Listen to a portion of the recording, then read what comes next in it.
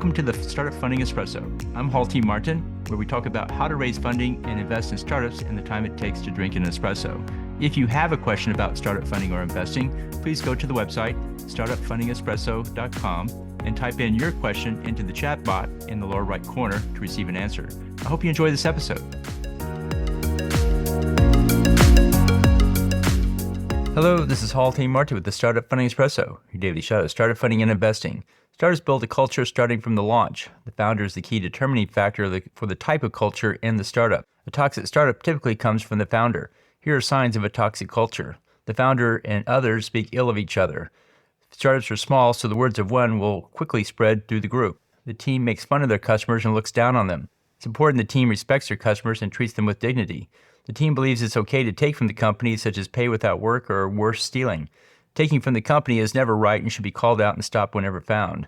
Overworking the team can lead to a toxic culture. It's important to maintain work-life balance with the business.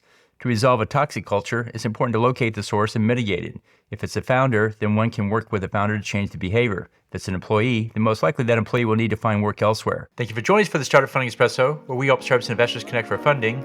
Let's go start listening to today. Hall T. Martin is the director of Investor Connect, which is a 501c3 nonprofit dedicated to the education of investors for early stage funding. All opinions expressed by Hall and podcast guests are solely their own opinions and do not reflect the opinion of Investor Connect. This podcast is for informational purposes only and should not be relied upon as a basis for investment decisions.